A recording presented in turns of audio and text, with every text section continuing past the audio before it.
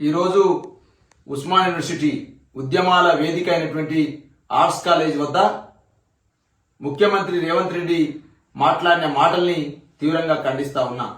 ఇవాళ గతంలో ఆగస్టులో వచ్చినటువంటి ముఖ్యమంత్రి రేవంత్ రెడ్డి ఓయూకు 1000 కోట్లు ఇస్తామని చెప్పేసి అనేక రకాల జీవోలు విడుదల చేస్తామని చెప్పేసి ప్రగల్భాలకు పలికినటువంటి ముఖ్యమంత్రి రేవంత్ రెడ్డి ఇవాళ జీవోలు విడుదల చేయలేదు. ఒక్క నయా పైసా కూడా ఉస్మాన్ సిటీకి విడుదల చేయకుండా దొంగదారిన పారిపోయినటువంటి ముఖ్యమంత్రి రేవంత్ రెడ్డి ఇవాళ ఉస్మాన్ సిటీకి ఇచ్చేస్తా అని చెప్పేసి ఆగస్టులో ప్రగల్భాలు పలికినటువంటి ముఖ్యమంత్రి రేవంత్ రెడ్డి ఇవాళ ఉస్మాన్ సిటీకి నేను పోలీసు ప్రహారం లేకుండా వస్తానని చెప్పేసి మాట్లాడినటువంటి రేవంత్ రెడ్డి ఈ రోజు ఉస్మాన్ యూనివర్సిటీకి పోలీసు ప్రహారాల మధ్య, పోలీసు నిర్బంధాల మధ్య, అదేవిధంగా ముళ్ల కంచెల మధ్య, భారీ కేళ్ల మధ్య ఉస్మాన్ సిటీకి వచ్చింది తప్ప దొంగదారి వచ్చింది తప్ప దొరలాగా రాలేదని చెప్పేసి ఇలా తెలియజేస్తా ఉన్నా. ఇవాళ ఉస్మాన్ సిటీ విద్యార్థి లోకాన్ని అంతా కూడా అరెస్టు చేసి నిర్బంధించి పోలీస్ స్టేషన్ లో పెట్టి అదేవిధంగా గృహ నిర్బంధాలు చేసి ఇవాళ ఉస్మాన్ సిటీకి రేవంత్ రెడ్డి వచ్చింది తప్ప ఇవాళ దొడ్డిదారిని వచ్చింది తప్ప ఇవాళ దొరలాక రాలని చెప్పి తెలియజేస్తా ఉన్నా. ఇవాళ ఉస్మాన్ సిటీలో ఉన్నటువంటి కళాశాల యాజమాన్యాలు ఇవాళ నమో రామచంద్ర అని చెప్పేసి ఇవాళ ఫీజు రియంబర్స్మెంట్ రాలేదని చెప్పేసి మరి అనేక రోజులుగా ధర్నాలు చేస్తా ఉన్నారు, అనేక రోజులుగా బంధువులు పిలుస్తా ఉన్నారు. మరి ఫీజు రియంబర్స్మెంట్ విడుదల చేస్తూ అని చెప్పి అడుగుతా ఉన్నా. ఉస్మాన్ సిటీకి పరిధిలో ఉన్నటువంటి సైఫాబాద్ పీజీ కాలేజ్ కావచ్చు, నిజాం కాలేజ్ కావచ్చు, అదేవిధంగా సికింద్రాబాద్ పీజీ కాలేజ్ కావచ్చు, ఉస్మాన్ ఉన్నటువంటి సైన్స్ కాలేజీ, ఆర్ట్స్ కాలేజీ, లా కాలేజీ, బిజినెస్ మేనేజ్మెంట్ కాలేజీ, అదేవిధంగా అన్ని కాలేజీలు ఇలా ఫీజు రియంబర్స్మెంట్ రాక, ట్యూషన్ ఫీజు రాక, హాస్టల్లో ఉన్నటువంటి మెస్ బకాయిలు రాక ఇబ్బంది పడతా ఉంటే ఒక్కరుంటే ₹1 విడుదల చేసినవా నేను ప్రశ్నిస్తా ఉన్నా రేవంత్ రెడ్డి గారు. ఇవాళ ఆర్ట్స్ కాలేజ్ వేదిక మీద ఉస్మాన్ సిటీ ఉద్యమాల గడ్డ మీద ఒక ఉద్యమ ద్రోహి తెలంగాణ విద్యార్థులపైకి, తెలంగాణ ఉద్యమంపైకి రైఫిల్ ఎక్కుపెట్టినటువంటి ఒక నియంత విసునూరు దేశ్ముఖ్ రేవంత్ రెడ్డి గారు వచ్చి మాటలు మాట్లాడుతూ ఉన్నారు. రేవంత్ రెడ్డి మాటలు మాట్లాడుతూ ఉంటే తాను తందానంటే ఆర్ట్స్ కాలేజ్ ప్రిన్సిపల్ తానే అంటున్నాడు. మరి ఉస్మాన్ సిటీ వీసీ తందాననే పరిస్థితికి వచ్చినారు. దయచేసి మీరు ప్రొఫెసర్ల, ఉపాధ్యాయుల, కాంగ్రెస్ కలవప్పుకున్నటువంటి కాంగ్రెస్ కార్యకర్తల ఒకసారి తెలుసుకోవాల్సిన అవసరం ఉంది.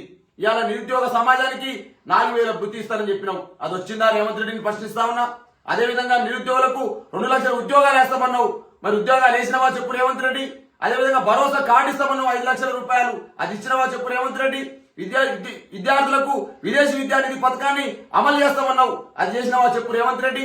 అదేవిధంగా 2 లక్షల ఉద్యోగాలు ఇవ్వకపోతివి, నిరుద్యోగ వృత్తి ఇవ్వకపోతివి, విద్యార్థులకు స్కూటీలు ఇవ్వకపోతివి, అదేవిధంగా మహిళలకు 2500 ఇవ్వకపోతివి, అదేవిధంగా నిరుద్యోగ క్యాలెండర్ విడుదల చేయకపోతివి, అదేవిధంగా హాస్టల్లో మెస్ బకాయిలు రద్దు చేయకపోతివి, అదేవిధంగా ఇలా విద్యార్థులకు ఏదైతే పేద పిల్లలు ఎస్సీ ఎస్టీ బీసీ మైనార్టీ వర్గాలు చదువుకున్నటువంటి హాస్టల్లో పిల్లలు కాస్మెటిక్ ఛార్జీలు రాక ఇలా హాస్టల్లో విషాహారం తిని ఎలక కాటుకు గురై, పాము కాటుకు గురై ఇలా 100 పైసలకు పేద విద్యార్థులు సరిపోతుంటే నిమ్మకు నీరెత్తనట్టు ఎవరిస్తున్నట్టు దగుల్బాజీ ముఖ్యమంత్రి ఈ రేవంత్ రెడ్డి. ఇలా కాంట్రాక్ట్ ఉద్యోగులు అనేక మంది అనేక రోజులుగా ధర్నాలు చేస్తా ఉన్నారు, మిమ్మల్ని రిక్వెస్ట్ చేస్తా ఉన్నారు.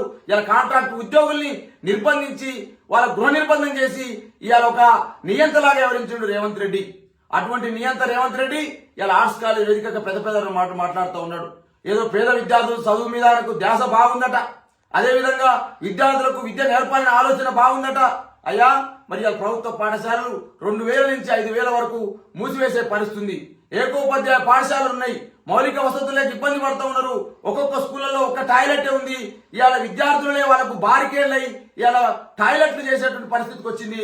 అయ్యా రేవంత్ రెడ్డి, నీ ప్రగల్భాలు ఆపు, నీ దొంగ మాటలు ఆపు, నీ మాయ మాటలు ఆపని చెప్పేసి రేవంత్ రెడ్డి సూచన చేస్తా ఉన్నా.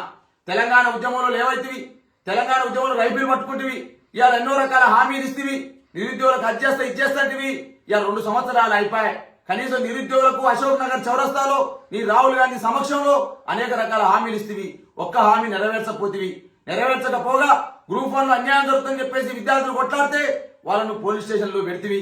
అదేవిధంగా విద్యార్థులకు ఏదైతే అప్లికేషన్ ఫీజు ఉండదంటివి, అప్లికేషన్ ఫీజు విడుదల చేస్తుంటివి.